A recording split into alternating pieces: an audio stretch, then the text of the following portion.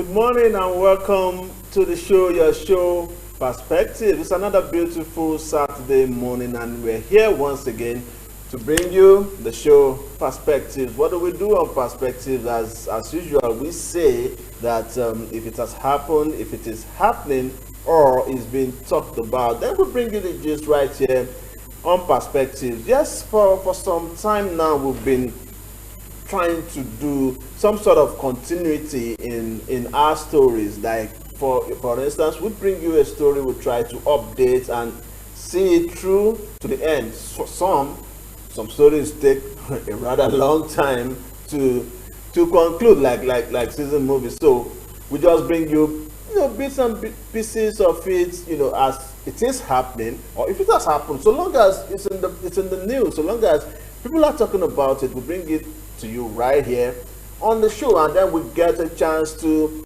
air our opinions, share our perspectives, as it were. Essentially, that's what we do.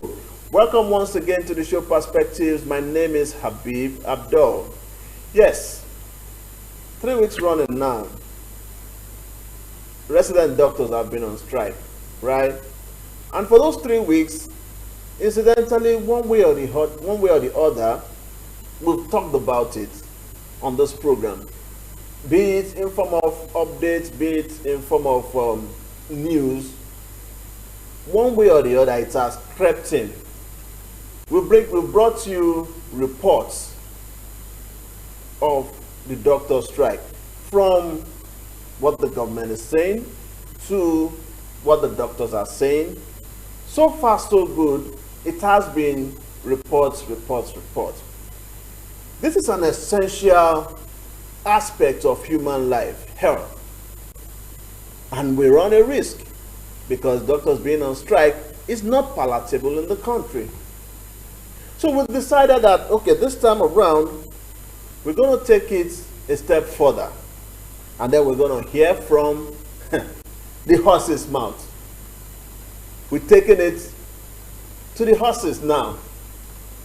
One side of the story, that is, this morning, I'll be having a guest in the house. The real actors, the principal actors in this situation that we have, that is talking about the vice president of Association of Resident Doctors, LUTH chapter, that is Lagos University Teaching Hospital. He'll be joining us on this program. We want to hear directly what's the situation. There are unconfirmed reports that negotiation may soon commence, but let's connect with Dr. Awoniyi. That's the vice president of Association of Resident Doctors, LUTH. Morning, Dr. Awoniyi. Good morning and welcome to the show. Okay, nice to have you. Yes, we go straight to the crux of the matter. We've been on strike for a while now, and this is not the first time actually. You recently suspended strikes a couple of weeks back, say 3 or 4 weeks back. What's happening again? We're going on another strike. Is it not one strike too many? We understand that the last strike, there was some form of agreement, there was some form of understanding with the government. So what's happening again? Are there fresh demands or something? Yes, loud and clear, sir. Yes, thank you once again. I want to appreciate you for bringing us to the show. Okay, And, you're welcome. we're happy that the public are also very interested in the strike that we embarked on about 2-3 years ago. Okay, Generally, for us as doctors, we don't like going on strike because we love our patients and we love our job. But the situation whereby we have things that are unresolved and we have issues that pertain to patients and doctors, it's actually unfortunate that Nigeria, the last resort is always for us to declare strike, because this is that language that the government needs to understand. So you could recall that about 3 or 4 months ago, they embarked on the first strike. yes, And we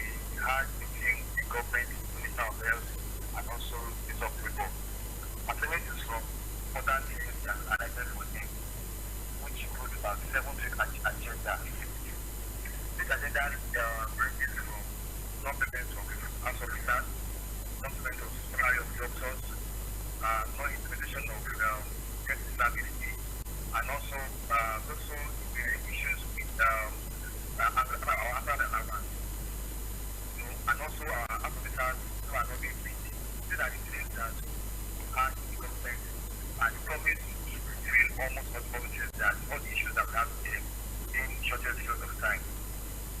And this is 4 months later now, we have not seen any results. And we've listened to the government, most of them, within the Ministry of Labour, suffered that we have to resort to strike. Okay. So that as doctors, we also need to also secure our family and also carry out our duty. But when we have to work and everything, this is the that we can resort into. Okay. Thank you very much. Yes, as doctors, you also need to take care of family. Your welfare is also important. I get that. If I get you correctly, what you're saying is that from the last strike, the agreements that led to the suspension of that strike are yet to be fulfilled. Is that correct? Yes, very correct. Okay, thank you. Yes, you also mentioned, you also talked about the hazard allowance. I remember that part of the demand was that the hazard allowance, which currently sits at 5,000 naira, the demand is that it should be increased, and the Minister of Labour and Employment agreed back then that it would be increased. What I want to know now is that, is there a commitment, has a figure been given to what it will be increased to, even though it's not yet implemented? There's no commitment from the part. That's no commitment that one that's Okay. How much are we thinking for another one? There is that very wrong. What is so ridiculous?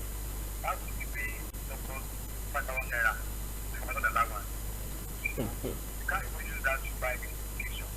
That's why when you ask it, how much are you paying the doctors for another one? You said it's wrong. Because we have it. And the government we agree that they're going to increase the other one to 50% per basic salary, which we voluntarily agreed. Okay. We want to understand that we are going to that particular amount. But in that time of this now, that value, that was that reflected in our salary. The agreement is yet to be effected. Okay. The government is talking tough. We've had threats of no work, no pay. We will replace the doctors and what have you. Now there seems to be no headway. Where are we really heading? What do you think is the next thing to do? NMA has also threatened to join the strike. What hope is there for the masses, for us citizens? It's actually unfortunate that we have to deal with all of this no work. The one hope that we don't do have to do so we want to decide no work no pay. We are not intimidated by those statements. But I think that it's important for us to get to the matter, which is masses should hold our government officials accountable for their duties. So most of them don't even attend this our hospitals here. We go outside the country for treatment. So you don't understand the gravity of what you are going through. So if someone just sits down in the office and saying no work no pay, it's because you know that you will not be affected by the strike. So you can take that kind of rule and kind of resolution. But for us, we are actually not intimidated by that. We have to take down promises with our demand, which is that we have to pay all our salary. Yes, also make sure that after our is implemented, our MRTF fund is paid, and also you have to include more respect of those to the system. If we check for financial institutions, most of us we are overworked and we have burnout. So if all the burnout don't do, there's no point of us going back to work. Let us see that this is time for us to actually sit down and think about how we can make this Nigeria great again. So the trend of monopoli is not what is totally moved by. Once the government totally comes to us and let us live together, let's implement everything that we have been before. So house and sleep. That's much more because you only have to make accountable for all those young things. So for us, Okay. we are not fighting the government. We only want to get the test to be a better shape going forward. Okay, so for you, what you're saying is that the struggle continues. Okay, you mentioned recruitment of doctors as part of your demand. I also remember that there was the issue of doctors, student doctors, doctors on housemanship, 1 year housemanship. There was a decision to stop paying them. Is the government still sticking to that, or has there been some sort of agreement that they will now be paid?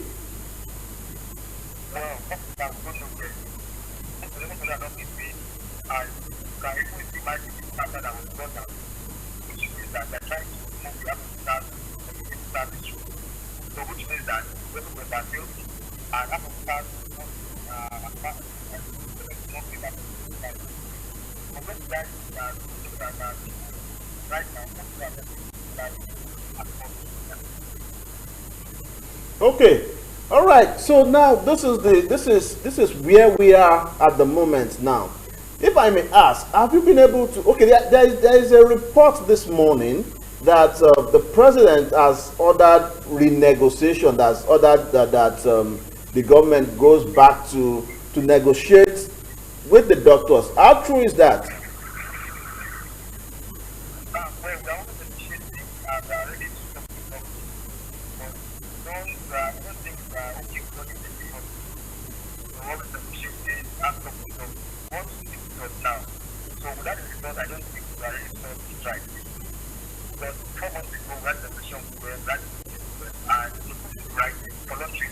Okay.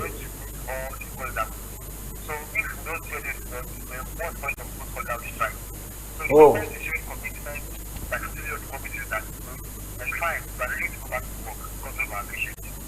Okay. But well, if you would agree with me that some of these demands are not things that would happen overnight, right? For instance, recruitment of doctors and all that, it won't happen overnight.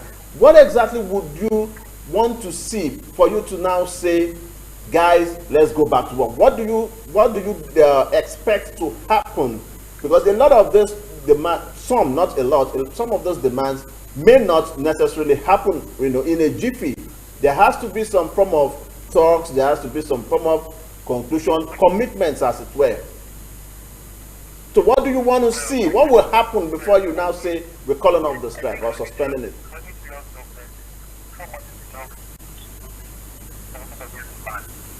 And he said that because some president doctors, I don't think that it's something that one can do prior to that and a very long.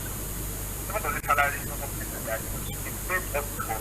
And so payment of salary is not something that because then if the government is broke or they are going to finish, come out and let us know. Instead of the committee to pay, committee to this and not to pay that for. So for me, let's see commitment from the other end, from the head of the government, I want to see sincerity and transparency. Definitely, I'm sure that ready to go back to work. Okay. What is actually with the sincerity and transparency of the side of the government? If the government is ready to work with us, the government ready to work with them too. We are not partner in progress. Okay, message is clear. Transparency and sincerity. Yes, that's the word, sincerity and transparency. You want to see that, you want to be convinced, and then you go back to work. Finally, since the beginning of this strike, this back and forth that you've been having with the government, have you ever had audience with the president? Recall that on 2 occasions you've gone on strike. Now the president has been away out of the country, incidentally, for medical treatment as well. Have you at any time had directly from the president or had audience with the president on this issue?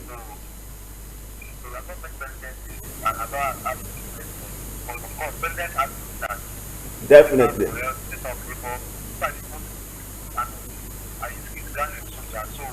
we're talking with them, but we feel that if the president can have this of people, I'm sure he feels that they are competent to do the work.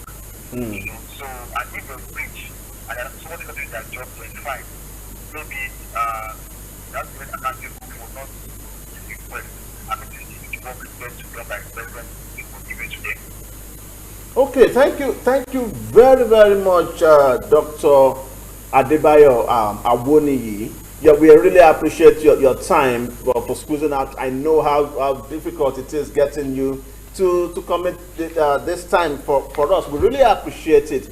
Yes, and we hope that this issue is sorted as quickly as possible, right? You have said it that you want to see sincerity and transparency. The government officials are listening and they're watching. I want to believe that they would be able to demonstrate that, and then life will come back to normal, because a lot of lives have been lost. A lot of people have been thrown into confusion as it is now. We hope that this is resolved as quickly as possible. Once again, thank you so much for honoring our invitation and for coming to the show, Dr. Awoniyi. Thank you very much for having me.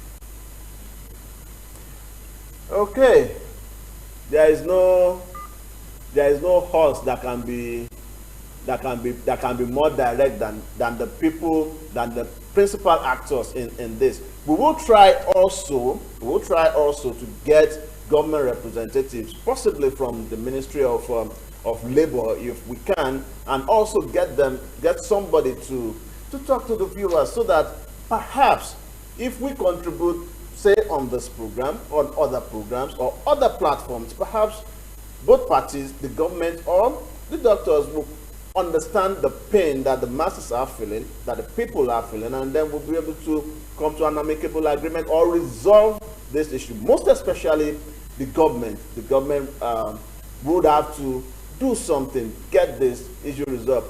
When we come back, I'll be going on a short break now.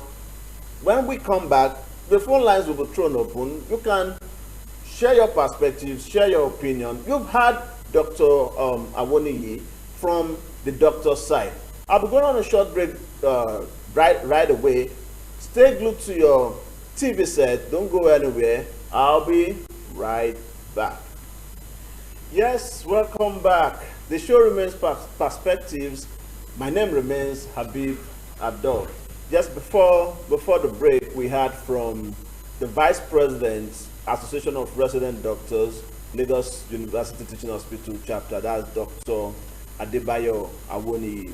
You know, he has thrown some light and stated their side of the story concerning the ongoing doctors' strike nationwide. That is right. Okay, the show continues. My director, you can please scroll the number to call on the screen for our viewers to air their mind, to air their opinions, share their perspectives, as we always say. All right, we're moving on. We're still talking about government and governance, right? Recently, the president approved of the reappointment of some officers, but there is a particular officer that is of interest, right? A particular officer that is of interest. Talking about Professor Ishaq Oloyede, the JAMB registrar. Now, what he has been reappointed for another 5-year tenure as the JAMB registrar. Interestingly, this is a parastatal, as it were, that was able to return 30 billion. It's not a profit oriented organization actually, but they were able to return 30 billion naira to the coffers of the government. And this is even coming after reducing the cost of form from 5,000 to 3,500. An interesting thing to recall, at the very onset of his tenure, we had a very interesting occurrence that happened in the country. That, yes, I've used it on this program before. Some of the things that have happened in this country that we've never seen anywhere else in the world. And it is still in this same parastatal that snake swallowed money. 36 million naira. So we now have a new registrar. JAMB is almost 40 years old, about 40 years old, right? And they've never returned that amount of money, ever. Now this is happening. I remember a video that went viral at some point. The same professor went to a school and interviewed the students, asking the student, how much did you pay for JAMB? While the teachers were there, the student gave a figure, the teacher gave it different figures. The teacher was trying to tell the student what to say. Now this shows, for me, this is a classic example of a round peg in a round hole. A round peg in a round hole. So we want to encourage, there's a good example, good examples are being set. When good examples are set, we want to encourage them. All right, we move on. And this will probably be my final story for today, and it's coming in a form of warning. The CBN has come out to warn Nigerians to respect the naira. And this is not the first time we're hearing this, but it has been reiterated again, it has been re-emphasized again by the CBN that there is flagrant abuse of naira. And the CBN is reminding everybody that it is prohibited to spray naira at parties, throw naira, and even step on naira. That it is an offense, and the CBN has threatened to go further by involving EFCC in this quest to enforce the respect of naira. I'm sure they must have seen videos of different videos of people, throwing naira, some throwing at each other, and all kinds of activities. But the CBN is now coming to talk tough and say we must respect the naira because that is our legal tender. All right, so far so good. It's been an interesting show. We started with the doctor strike. We had Dr. Awoniyi come on the program to bear his mind, tell us the situation directly from the horse's mouth on the ongoing, unfortunately it's still ongoing, the doctor strike. We've been on it for 3 weeks now, and it is still ongoing. We hope that this will end soon. Right, we've also talked about the reappointment of Professor Ishaq Oloyede, who was able to revamp and bring new life to the world of JAMB.